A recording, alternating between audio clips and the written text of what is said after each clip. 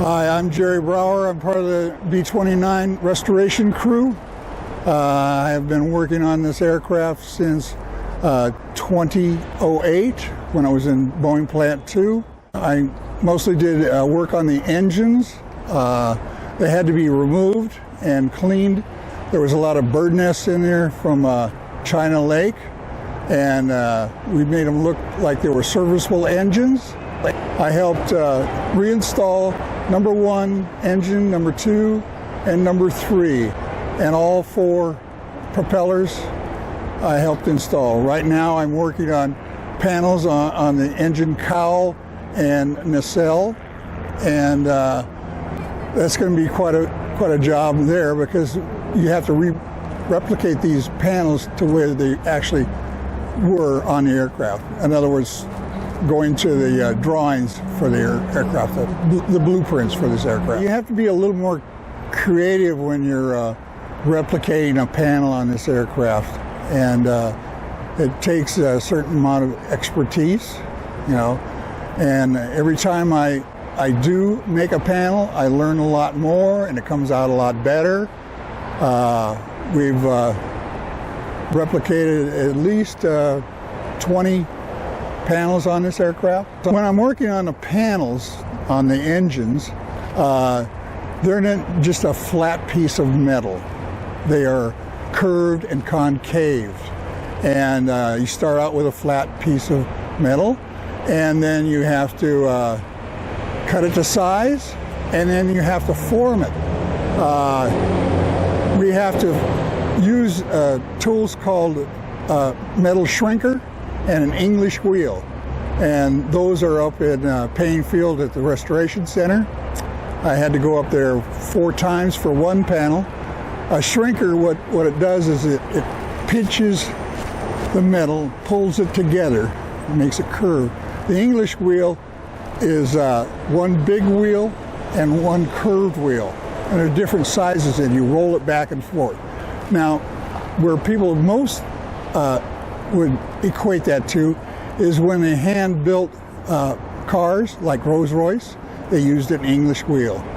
And that English wheel is used a lot on restoring these aircraft, because you just got to start out with a flat piece of metal and go from there. I got involved in aviation when I joined the Marine Corps, and I guess I was smart enough to go to the air wing part of it.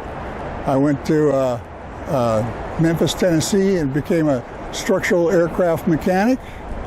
I put 4 years in the Marine Corps, and I got out of the Marine Corps, and I went to school and got my airframe and power plant license, FAA certified mechanic. I'm still certified because I work on airplanes, and that's how I got in. I put in 18 years with Western Airlines and another 12 years with Delta Airlines. What most impresses me about this aircraft is it started out as a wreck, and now it is looks like a serviceable, flyable airplane, and a lot of people don't realize that. It is not, but it looks like it could be actually on the flight line, flying out of Saipan to Japan. My name is Dennis Dine, and when I moved to Seattle, I had an interest into investigate restoration work through the museum, and I applied and ended up starting in early 2009. My first assignment was this engine. They said they wanted an engine for exhibits, and it was sitting there in its glory, all dirty and dusty and bird's nests and everything else. To restore this engine, had to remove all the different assemblies. Everything that you see here was taken off of the airplane except the cylinders themselves. And it all had to be set aside, and then the engine had to be cleaned, and that was done with wire brushing, scraping, cleaners, and then eventually glass beading the engine in place. And just the glass beading operation, I spent 60 hours just that alone. Well, one of the things that I ran into when I was after cleaning was figuring out what I had for the engine, what parts were available, And when I found things were missing, I searched what the miscellaneous things that are laying around in different areas of the building where we were at in Plant 2, and I organized all the parts in one area that would be appropriate for the particular engine. And some of the parts were damaged, like some of these cowlings were pretty beat up and dented and that and needed rework. At the end, for the assembly, I had a lot of people that helped, and that was beneficial because we were running out of time in the old Plant 2, and we needed to get this engine put back together. So I had other people that had been doing other projects on the B-29 jumped in and helped assemble everything. These engines were expected to hold up for probably 16-hour trips out in the Pacific, out and back. And then with the problems they had initially, and we're always working on the engines to keep them going, it was pretty impressive. Working on this engine over time, because of all the difficulties and the problems I encountered, I gained a lot of respect for the guys in the field during the war that had to swap out engines and repair them. It was just, I can't imagine the stress they would have been under to turn the engines so they could keep the airplanes flying. My name is Tom Hagensick. I'm a volunteer at the Museum of Flight. I've been working on the B-29 restoration crew for about a year and a half. It's a joint project that my son and I worked together on. I'd like to talk a little bit about some of the projects my son and I have worked on.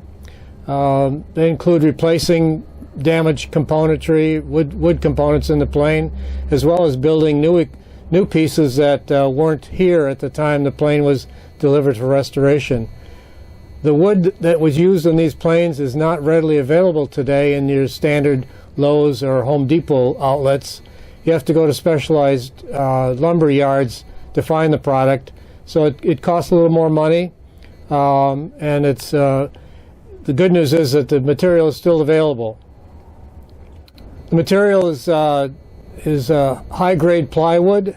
Depends on the purpose or the use of the plywood. Typically, the finished surface is made out of oak, and the interior surfaces could be other materials, but the finished surface is oak. It's typically knot free, so it has more strength if the knots have been removed from the material, and so we just procure those in large sheets and then cut out the components as we need to fabricate replacements. We have a woodworking shop here at the museum, and so there's a lot of power tools there that we avail ourselves of, and also I have my son and I have some tools back in our home workshops, and so combination of those two areas, we work on the projects. For example, if you were going to replace a piece of flooring like this flooring that's in front of me here, a couple of these panels had to be replaced. That's a relatively straightforward job in that you just take out the old material and use that as a template to draw the shape that you need to cut out on the new material, and then you just assemble it and put it back into the airplane. On my left is a panel that's partially in a partial state of assembly. This panel didn't exist when the plane was brought in for restoration, so we've had to go to original drawings from back in the 40s and do the research to figure out, okay, what material was used and what were the dimensions and what did it look like.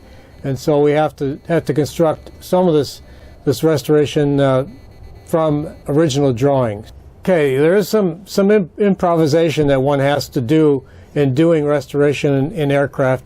For example, on this panel here, even though the drawings had spec'd out the size of the material, it did not spec out where the holes had to be drilled or what the size of the screws had to be to fabricate this. So we had to be creative and we actually used cardboard templates to begin the work, and from those templates we could find out where the drillings were in the framing of the aircraft, and then apply that template to the wood and drill it and then put it in place. Okay, we're standing outside the aircraft at this point, near the tail gunner's position. I want to talk to you a little bit about the tight quarters back there in the tail gunner's position. It is a separate pressurized system, but once you close the hatch behind you, you're in a little capsule of your own.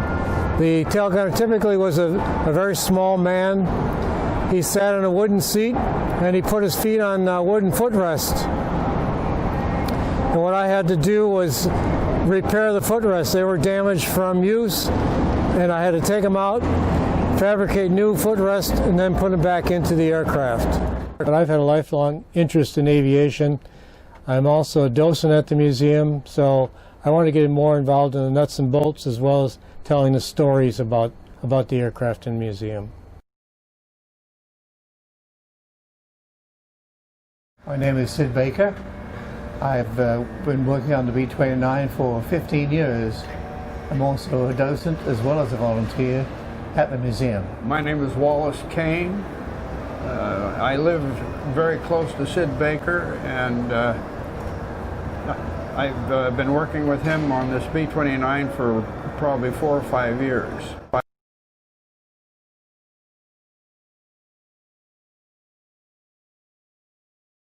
The bomb racks are pretty well identical to the bomb racks in the B-17. So we had a really good model to model them from. But of course, the bomb forward and rear bomb bays together carry 20,000 pounds of bombs. So we decided to put bombs in the forward rack only, in the forward bomb bay only. So we made 20,000 pound bombs. We made 15 of them. So we're going to partially populate the forward bomb bay to make it look like it was really ready for action. And we built the bombs too. Yes. We made the bombs. You want to talk about how we... Well, Wally was very instrumental in building the bombs. We made them out of Alaska pipeline material.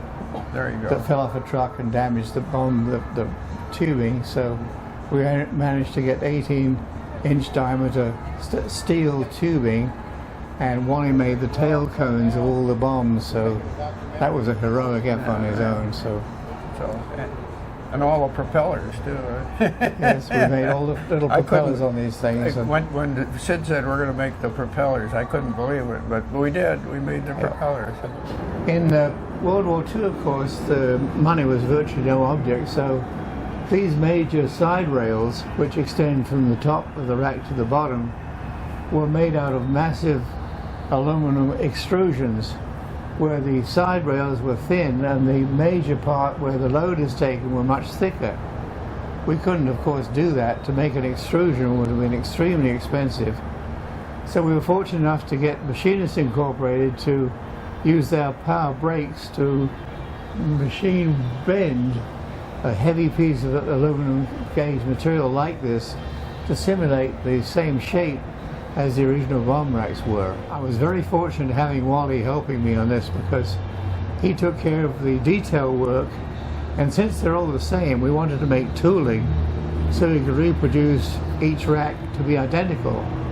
So Wally, why don't you tell us what you did on this? Sid had drawings for these bomb racks, but they weren't to the proper scale. And he gave me the drawings and then went off to Australia for 6 months. And while he was gone, I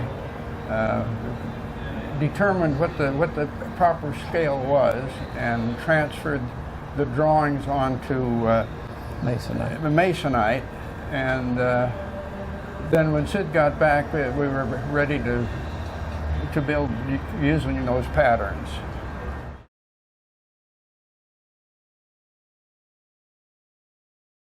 So we laid Wally's templates out and then drilled all of the holes necessary for attaching all of these fittings on here, because they had to be identical side to side so the bombs would lay completely horizontal.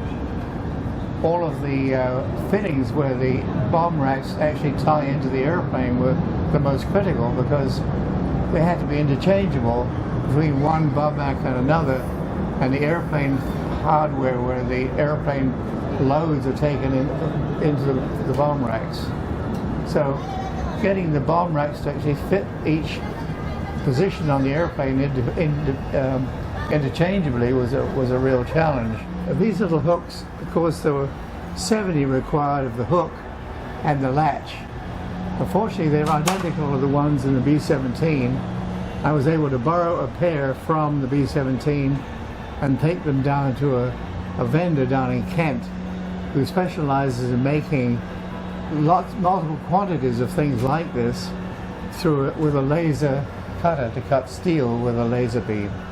So he manufactured 70 of each of these things for me, and they virtually were ready to go when I got them. So that saved a great deal of trouble and a great deal of fiddling around on something I wasn't really looking forward to doing. So we were very lucky there.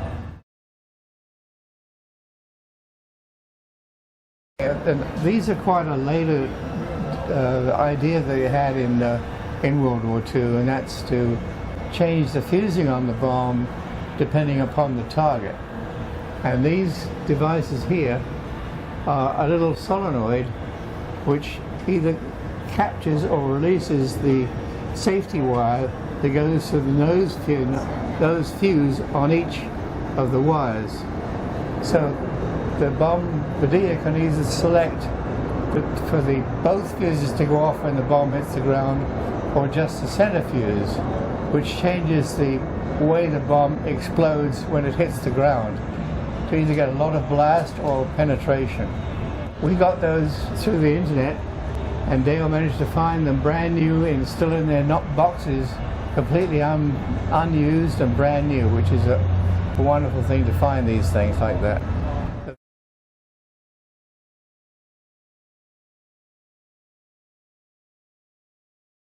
And I was asked if I could reproduce this radome, and I said absolutely, it sounds like a wonderful challenge to me, especially since as manufacturing manager in Boeing, I happen to be responsible on the AWACS program for producing their 30-foot diameter radomes, which are made out of fiberglass, so I had a pretty good background on building radomes. Now with this one was a particular challenge because there were absolutely no drawings that showed the shape of the radome, what it was made out of, or anything. So I was starting from scratch, literally. But fortunately, I found underneath the skin of the airplane was the pattern of the old radome where it was attached to the skin that was covered by a very crude patch. So that gave me the profile of the radome. The other thing that happened was one of our guys managed to take a digital photograph of another airplane with a radome just like this that showed the frontal view of the radome in profile and a very good side view of the radome, which gave me the side profile. What I did was to produce slides of these two photographs and project them onto the wall of the education department down in the Red Barn until I got them just exactly the right size. I knew what the right size was because I scaled up the pattern, the whole pattern on the bottom of the airplane, so I knew how long the radome was supposed to be. I used that then to scale up the rest of the shape of the radome on looking at the front and also the rear. I made wooden templates of each of those profiles, and I built what only can be described as a large bathtub with the radome shape inside this bathtub. And I filled in the gaps between them with styrofoam and masonite, and then smoothed it with Bondo and made a smooth profile with of this mold, which is in two pieces, so when I finished it I could split it and get the radome out. But I didn't know what the radome was made out of, so one of my trips to England I went to see the Lancasters, which had the same radar antenna, and they had radomes on those, and I did some research to find out how they built those radomes. It turns out they made them out of plexiglass, and they bubble formed them like they did a cockpit. I thought, well, that sounds like an easy way of doing it, but we didn't have the tooling, and I couldn't really arrange to have a plexiglass radome built, so I thought I would build it just like we built the AWACS radomes, out of thin honeycomb core, paper core, with an outside layer of fiberglass and an inside layer of fiberglass. I managed to find the right size honeycomb, which was only ½ an inch thick, and profiled it to fit inside this female mold, having put a skin on the outside of the mold first, and laid the hex ply inside this mold and smoothed it out. And I put shot bags everywhere to hold the honeycomb down level, and laid the interior fiberglass skin on the inside. And then to hold the radome to the skin of the airplane, I made strong points, each position where the fasteners were on the original airplane. So I marked those off on the inside of the radome, and then I filled the honeycomb with solid fiberglass, which would stop the screws from crushing the fiberglass as we screwed them in place. I then made a steel model of the lower side of the airplane, this profile, so that it was upside down, so that I could work on the radome with it right side up. So I stood inside the radome and fitted it to this model, which then turned out to be the exact curvature and fit of the bottom of the airplane. So we actually took the radome off and out of the mold and tried it against the bottom of the airplane, and it actually fit quite well.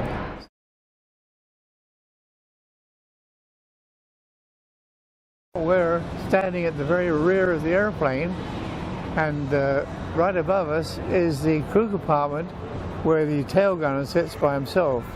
This is one of 3 pressurized areas in the airplane, the major one being the cockpit, the center one where the fire control system is, and the tail gunner.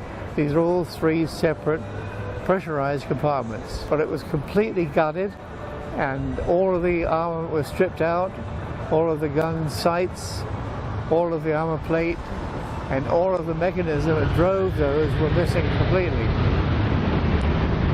The windows were made out of thin plexiglass, and there were no guns or anything mechanism inside at all. It was completely stripped. What we did, we took the bottom of the turret off and substituted another one on top. It was a pretty major activity, and like I said, I spent about 3 years of my life on this particular project. And at that time, you had actually removed this subassembly from the airplane, had you Yes, not? yes. It was on the ground. It was on the ground in a nice little cradle. So we really dismantled it, literally. Mm-hmm. We took it apart down to a degree that was never intended to by the factory. One of the most satisfying things of being a docent or a volunteer here and touring people around is to have visitors coming and saying that my father used to work in B-29s, or my uncle used to fly in B-29s. And thank you so much for working on these airplanes, because it means so much to us to be able to come back and see what our parents were involved with. And this really makes the whole volunteering of these airplanes and the reconstruction of the airplanes so worthwhile. It's very meaningful to us.